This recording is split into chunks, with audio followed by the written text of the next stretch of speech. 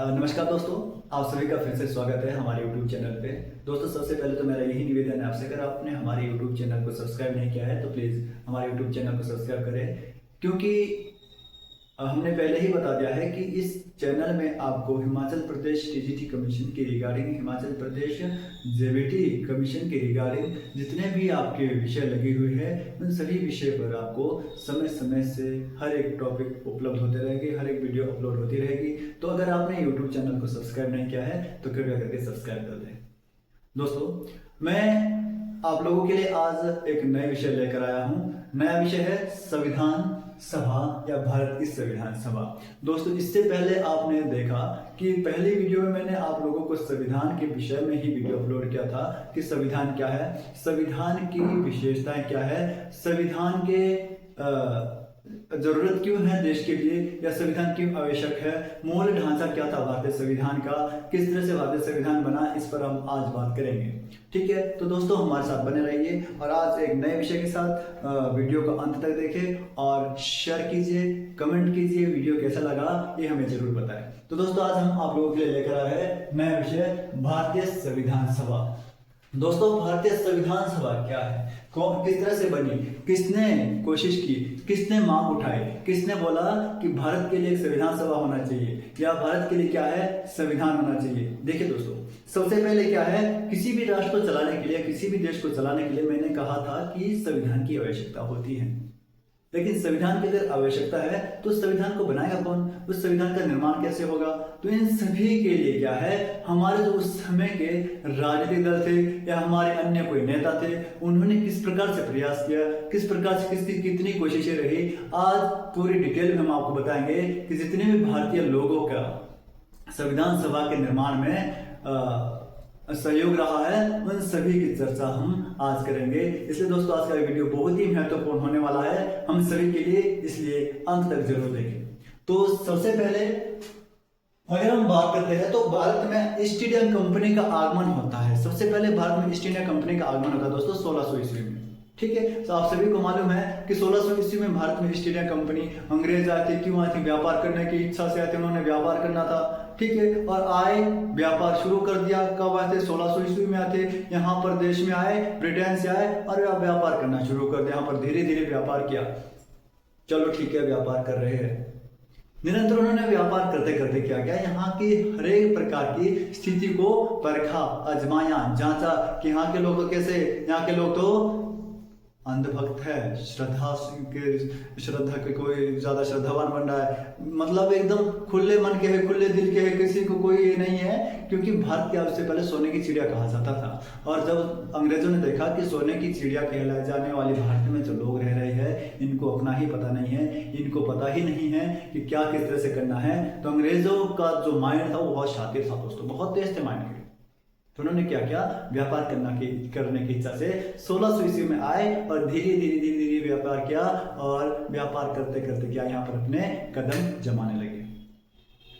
होता क्या है कि उन्होंने धीरे धीरे क्या है, यहाँ पर अपने शासन, जब यहाँ के लोगों को देखा तो उन्होंने लगा कि यहाँ पर शासन करना कोई बहुत बड़ी बात नहीं है, यहाँ पर हम शासन कर सकते हैं, यहाँ पर कोई व्यक्ति शासन कर सकता है। तो उन्होंने क्या किया कि यहाँ के जो छोटे छोटे प्रांत थे, रियासतें थी, वहाँ के जो राजा थे या राजे रजवाड़े जितने भी थे, उनसे थोड़ा सा पंगा लेना शुरू कर दिया।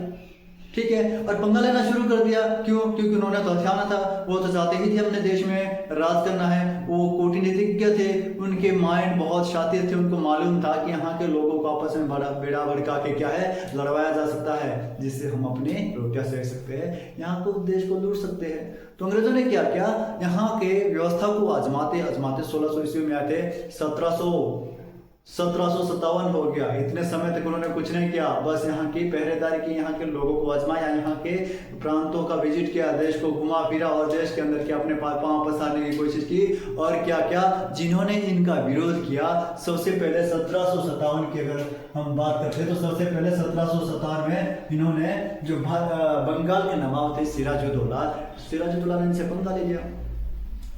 क्या मिला पंगा करके, कुछ नहीं मिला। प्लासी की लड़ाई हुई, और प्लासी की लड़ाई में क्या हुआ कि प्लासी की लड़ाई में सिराजुद्दौला इन्होंने हरा दिया। और 1757 का जो ये युद्ध हुआ था ये कब हुआ था? 23 जून 1757 को था दोस्तों। कब हुआ था? 23 जून। कब? 1757 को। किसके बीच हुआ था? बंगाल के नवाब सिराजुद्दौला और रॉबर्ट क्लाइव। रॉबर्ट क्लाइव क्या था? रॉबर्ट क्लाइव के नेतृत्व में अंग्रेजों ब्रिटिश ईस्ट इंडिया कंपनी ने किसके नेतृत्व पे युद्ध लड़ा था?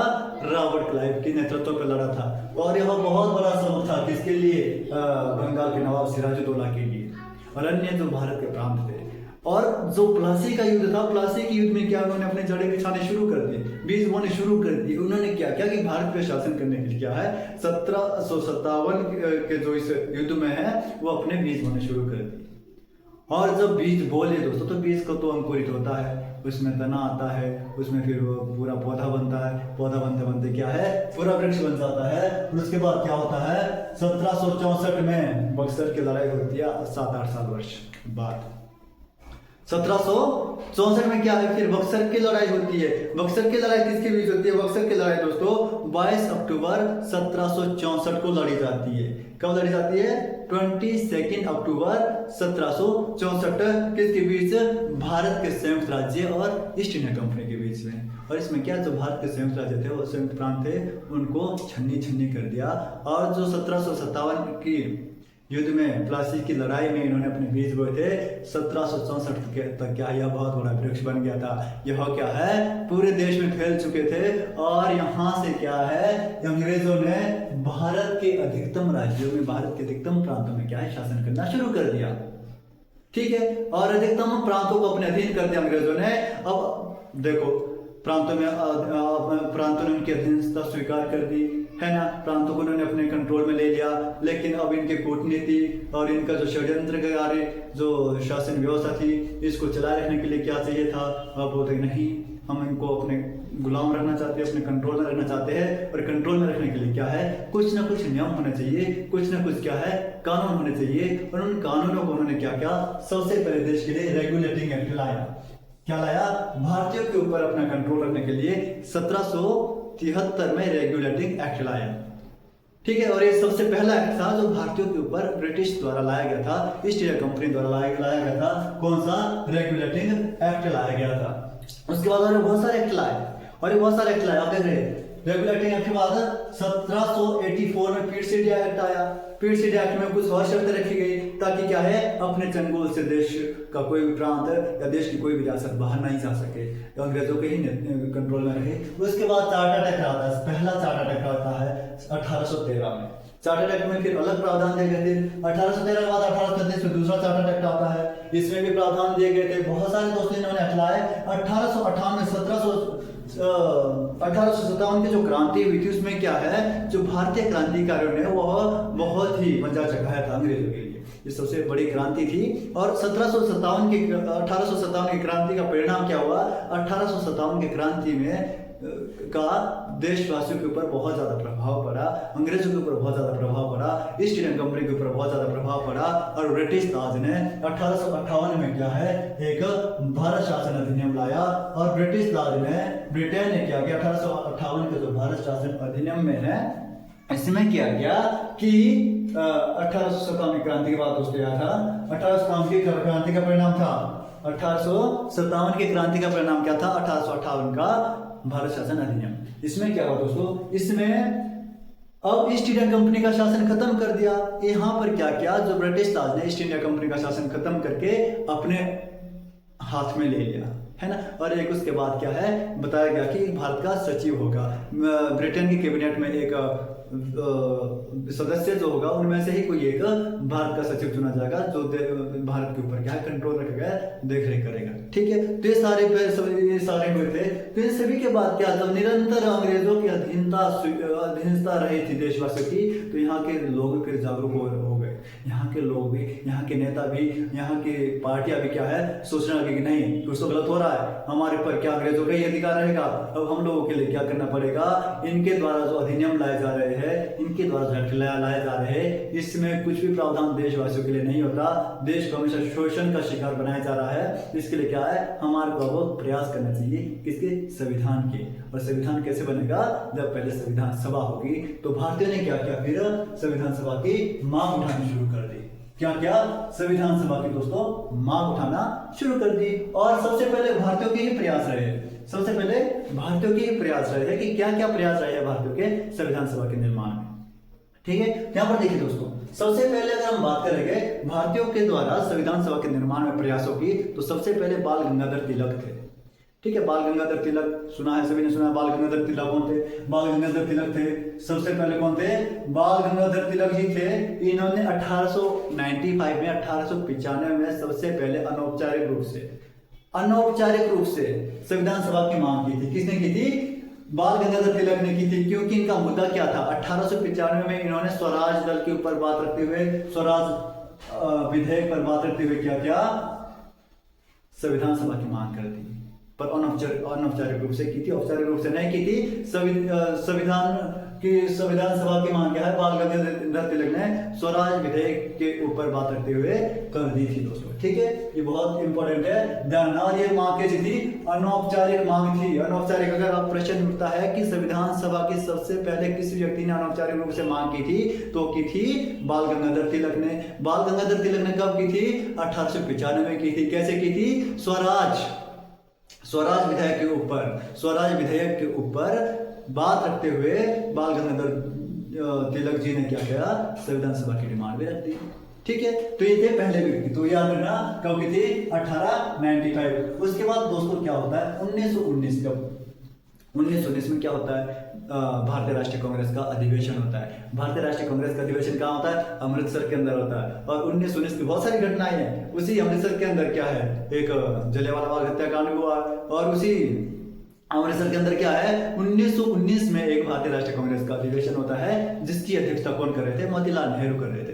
तो 1919 के जो भारतीय राष्ट्रीय कांग्रेस का अधिवेशन अमृतसर के अंदर हो रहा था, इसकी मोतीलाल नेहरू की अध्यक्षता करते हुए क्या है, अनौपचारिक रूप से संविधान सभा की यहाँ पे मांग उठाई गई थी। यहाँ पे क्या है, क्योंकि जलियांवाला बाग हुआ था और उसके बाद तुरंत क्या है, इन्होंने अनौपचारिक रूप से संविधान सभा की मांग उठाते हैं। कुछ न कुछ रूल रेगुलेशन या नियम होने चाहिए। तो रूल रेगुलेशन और नियमों को ध्यान में रखते हुए क्या है, इन्होंने भी अनौपचारिक रूप से संविधान सभा की मांग की थी। दोस्तों देखिए, ये बहुत ही इंपॉर्टेंट लेक्चर है। अगर आप लोग इसको अपने नोटबुक में लिखेंगे तो एक स्क्रीनशॉट ले लीजिए और इसको लिखिए और समझिए कि किसने कब मांग की थी। मैंने डेट वाइज सीक्वेंस में आपको यहाँ पर लिख के दिया है और इस तरह से ध्यान में रहेगा कि कब किस पार्टी ने, किस व्यक्ति ने संविधान सभा की मांग की थी। ठीक है, उसके बाद 1922 में क्या होता है दोस्तों, 1922 में स्वराज, 1922 में क्या होता है कि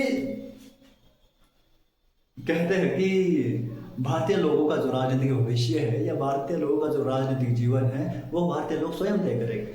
ठीक है, ये स्टेटमेंट दी थी। क्या दी थी कि भारतीय लोगों का राजनीतिक भविष्य वह स्वयं तय करेंगे। ठीक है, क्योंकि यहाँ पर क्या हो रही थी, बहुत सारी बातें हो रही थी कि संविधान सभा बनानी है। अब बोल रहे कि संविधान सभा कौन बनाएगा, इसमें अंग्रेज हो गए, इसमें भारतीय हो गए, इसमें कौन होगा कौन नहीं होगा। तो इसमें महात्मा गांधी जी क्या बोलते हैं कि संविधान सभा की मांग जो हम लोग कर रहे हैं, इसमें क्या है, इतनी जरूरत नहीं है किसके, अंग्रेजों के आगे गिड़गिड़ाने की। यहाँ के जो लोग हैं उनका राजनीतिक भविष्य क्या होगा वह स्वयं तय करेंगे। अर्थात जो संविधान सभा के अंदर है वह भारत के ही लोग होने चाहिए। इसके बाद गांधी जी निकल गए। अपने आंदोलनों पे, पहले भी चले थे सहयोग आंदोलन, भारत छोड़ो आंदोलन, खिलाफत, बहुत सारे आंदोलन इन्होंने आंदोलन नहीं लड़े। उसके बाद ये वापस नहीं आए, है ना। कब आते हैं, किस तरह से आते हैं, इनके जिक्र होगा। लेकिन अभी यहाँ से फिलहाल के लिए 1922 में संविधान सभा या संविधान सभा की मांग को लेकर या संविधान के बारे में कुछ बताने के लिए यहाँ पर इनके कुछ बाद स्टेटमेंट भी नहीं मिलती। उसके बाद क्या होता है 1924 में, क्या होता है दोस्तों, 1919 को एक अधिनियम आया था, भारत शासन अधिनियम, जिसमें क्या है भारतीयों के लिए कुछ भी प्रावधान नहीं थे। उसके खिलाफ क्या है, उसका विरोध हुआ, भारतीयों ने उसको क्या अस्वीकार किया। और 1920 में उसके अकॉर्डिंग जो चुनाव होने थे उसका भी भारतीय राष्ट्रीय कांग्रेस ने और भारतीय जो अन्य दल थे उन्होंने भी बहिष्कार किया। लेकिन 1923 में 1923 में एक पार्टी का गठन होता है जिसको बोलते हैं स्वराज पार्टी। ठीक है, स्वराज पार्टी मोतीलाल नेहरू और चित्तरंजन दास जी ने की थी। कौन थे? मोतीलाल नेहरू और चित्तरंजन दास। इन्होंने क्या किया कि 1923 में स्वराज पार्टी का गठन किया और 1924 में स्वराज पार्टी के बैनर तले इन्होंने क्या है, संविधान सभा की औपचारिक रूप से मांग उठाई थी। सबसे पहली पार्टी कौन सी मानी जाती है? स्वराज पार्टी मानी जाती है, जिसने औपचारिक रूप से संविधान सभा की मांग उठाई थी। किसने उठाई थी? स्वराज पार्टी ने। कब उठाई थी? 1924 में। कैसी मांग थी? औपचारिक मांग थी दोस्तों। यहाँ से ऊपर आपने पढ़ा है अनौपचारिक, यहाँ देखिए। ठीक है, सबसे पहले बाल गंगाधर तिलक जी ने अनौपचारिक उठाई थी, मोतीलाल नेहरू की अध्यक्षता में भी अनौपचारिक उठाई थी, लेकिन यहाँ पर स्वराज पार्टी ने सबसे पहली औपचारिक मांग उठाई थी 1924 में। किसने? मोतीलाल नेहरू और चित्तरंजन दास, जिन्होंने इसकी स्वराज पार्टी की स्थापना की थी, गठन किया था। कब किया था? 1923 में। ठीक है, ओके दोस्तों, आशा करते हैं कि आपको पूरा समझ आ रहा होगा। अगर नहीं आ रहा होगा, कुछ भी टॉपिक से स्किप हुआ है या कुछ गलत है तो आप कमेंट के माध्यम से हमें जरूर बताइए। उसके बाद 1927 में क्या होता कि भारतीय राष्ट्रीय कांग्रेस का बम्बई में एक अधिवेशन हुआ था। कहाँ हुआ था? बम्बई के अंदर हुआ था। किसका? भारतीय राष्ट्रीय कांग्रेस का अधिवेशन कब हुआ था? 1927 में। और बम्बई अधिवेशन में क्या हुआ था दोस्तों? देखिए, 1927 में भारतीय राष्ट्रीय कांग्रेस का मुंबई अधिवेशन हुआ था और मोतीलाल नेहरू की अध्यक्षता में यह अधिवेशन हुआ था। मोतीलाल नेहरू की अध्यक्षता में मोतीलाल नेहरू ने यहाँ भी क्या किया? स्वराज विधेयक पर चर्चा की। स्वराज विधेयक पर चर्चा की, क्योंकि यहाँ पर हो रहा था कि स्वराज का दर्जा मिलने वाला था 1929 के। इसके बारे में हम आपको एक वीडियो डाल देंगे, उसको आपने जरूर देखना। स्वराज के ऊपर बात करते हुए मोतीलाल नेहरू जी ने क्या किया? अनौपचारिक रूप से संविधान सभा की मांग कर दी थी भारतीय राष्ट्रीय कांग्रेस के बैनर तले। ठीक है, यहाँ पर क्या है? 1927 में स्वराज विधेयक पर बात करते हुए अनौपचारिक रूप से संविधान सभा की मांग की थी। किसने? मोतीलाल नेहरू ने। क्यों? क्योंकि यह बॉम्बे की अधिवेशन का भारतीय राष्ट्रीय कांग्रेस का क्या कर रहे थे? प्रतिनिधित्व कर रहे थे या इसकी अध्यक्षता कर रहे थे। उसके बाद क्या है? यह क्या करते हैं? स्वराज विधेयक पर बात करते हुए क्या बोलते हैं? स्वराज विधेयक पर बात करते हुए क्या बोलते हैं मोतीलाल नेहरू कि भारत की संविधान सभा का गठन भारतीय लोगों की अपनी इच्छा से होगा। भारतीय संविधान सभा का गठन भारतीय लोगों की अपनी इच्छा से होगा। किसने बोला? मोतीलाल नेहरू ने बोला। कब बोला? 1927 में बोला। किसके अधिवेशन में? भारतीय राष्ट्रीय कांग्रेस के अधिवेशन में बोला। कब बोला? 1927 में बोला। क्या बोला कि भारत की संविधान सभा का गठन या भारतीय संविधान सभा का गठन भारतीय लोगों की अपनी इच्छा से होगा। इसमें ना अंग्रेजों का इंटरफेयर रहेगा, ना किसी और की इच्छा चलेगी, इसमें सिर्फ भारतीयों की चलेगी। और इससे पहले महात्मा गांधी ने भी बोला था, क्या बोला था कि भारत के लोगों का राजनीतिक जीवन यह स्वयं करेगा। ठीक है, उसके बाद क्या होता दोस्तों? 1934 की बात है। 1934 में क्या होता है? 1934 में था दोस्तों, वामपंथी नेता थे M.N. रॉय। कौन थे? M.N. रॉय। कौन थे? वामपंथी नेता थे। और जो M.N. रॉय थे, वामपंथी नेता थे, उन्होंने क्या किया? 1934 में 1934 में वामपंथी नेता थे। कौन थे? M.N. रॉय थे। M.N. रॉय। और इसका पूरा नाम दोस्तों क्या था?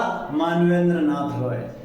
ठीक है, वामपंथी नेता थे। वामपंथियों के आंदोलनों में से प्रभावित होकर क्या है? आंदोलनों को देखते हुए क्या है? उन्होंने 1934 में इन्होंने क्या किया? 1934 में सबसे पहले औपचारिक रूप से व्यक्तिगत रूप से औपचारिक मांग की थी संविधान सभा की। किसे? व्यक्तिगत रूप से औपचारिकता के साथ संविधान सभा की मांग की थी। और यह पहला व्यक्ति था जिसने औपचारिक रूप से भारत के लिए संविधान सभा की मांग की थी। कौन था? मानवेंद्र नाथ रॉय।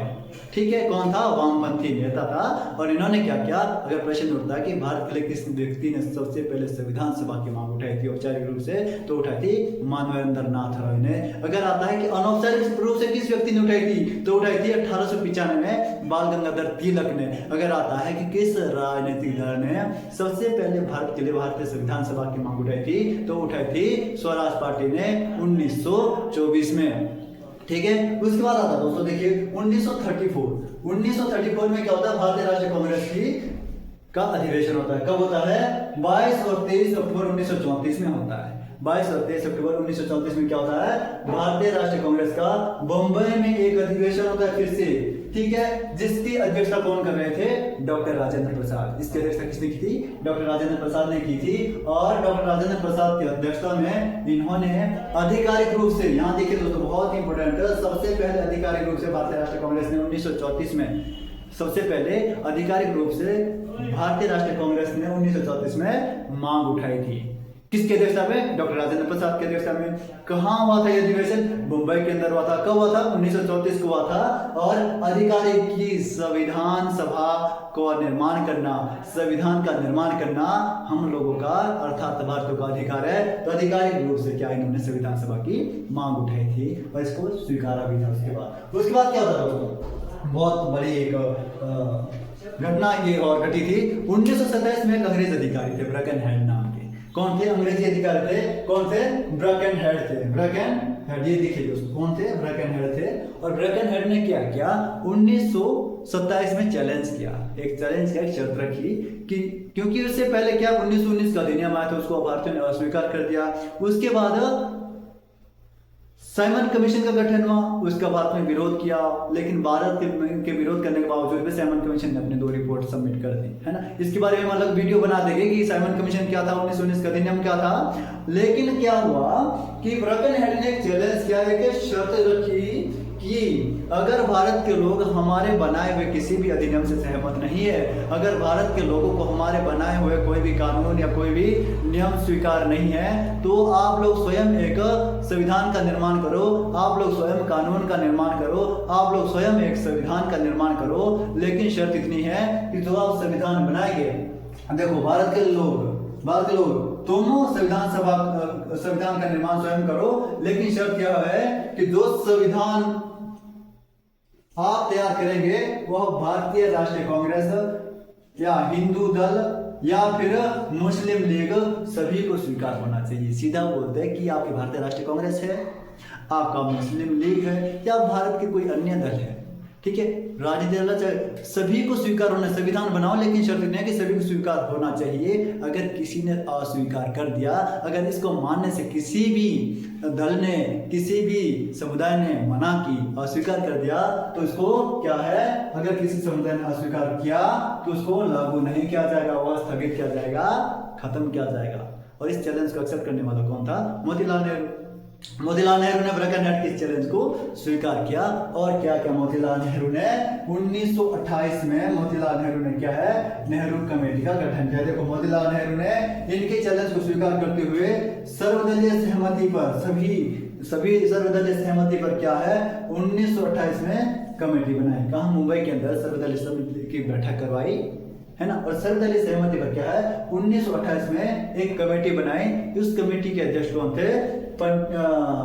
मोतीलाल नेहरू थे। और मोतीलाल नेहरू क्या है, उसके कमेटी के अध्यक्ष होने के नाते क्या है, उनको बोला गया नेहरू कमेटी, ठीक है। उस कमेटी को जाना गया फिर नेहरू कमेटी के नाम से। और 1928 में नेहरू कमेटी ने अपनी रिपोर्ट पेश की। नेहरू रिपोर्ट क्या थी, इसमें क्या क्या प्रोविजन उन्होंने किए थे, क्या क्या प्रावधान किए थे, उन्होंने अपनी रिपोर्ट को किसको दिखाया? मोहम्मद अली जिन्ना, जो अलग पाकिस्तान की मांग कर रहे थे, है ना, जिन्होंने इसके खिलाफ 14 सूत्रीय मांग पत्र भी सौंपा था, है ना। और अंग्रेज तो पहले ही नहीं चाहते थे कि स्वीकार हो, लेकिन उन्होंने फिर भी ये संविधान बनाया अपना सहयोग। और माना जाता है कि जो नेहरू रिपोर्ट है या नेहरू रिपोर्ट है, नेहरू रिपोर्ट क्या है, पहला प्रयास है भारतीयों द्वारा भारत के संविधान के निर्माण का, ठीक है। उसमें उन्होंने कितने मौलिक अधिकार दिए? लगभग 19 मौलिक अधिकार का इसमें जिक्र किया गया था मोतीलाल नेहरू कमेटी द्वारा। इसको मोतीलाल नेहरू की कमेटी को हम विस्तार से पढ़ेंगे दोस्तों, अगले वीडियो में आप जरूर इसको देखें। उसके बाद दोस्तों क्या होता है, 1938 में एक घटना घटती है। 1938 में क्या होता है, 1938 में मोतीलाल नेहरू के पुत्र आ जाते हैं। कौन थे? पंडित जवाहरलाल नेहरू। पंडित जवाहरलाल नेहरू तब तक बड़े हो गए, राजनीति में उछल चुके थे, आ गए थे। पंडित जवाहरलाल नेहरू ने क्या बोला कि भारत का संविधान सभा, कि भारत की जो संविधान सभा होगी, भारत के संविधान सभा का निर्माण वयस्क मताधिकार पर होगा। यहाँ अंग्रेजों की नहीं चलेगी, यहाँ किसी की नहीं चलेगी, यहाँ किसी राजनीतिक दल की नहीं चलेगी। अब उन्होंने क्या बोला कि भारत की जो संविधान सभा बनेगी वह क्या है, वयस्क मताधिकार पर बनेगी। वयस्क मताधिकार का मतलब क्या है दोस्तों, कि यह अब चुनकर आएगी, जो संविधान बनाएंगे लोग, जितने भी उसमें लोग होंगे वो लोग क्या है, जो सदस्य होंगे वह लोगों के द्वारा चुनकर सामने लाएंगे, जो संविधान सभा का निर्माण करेंगे।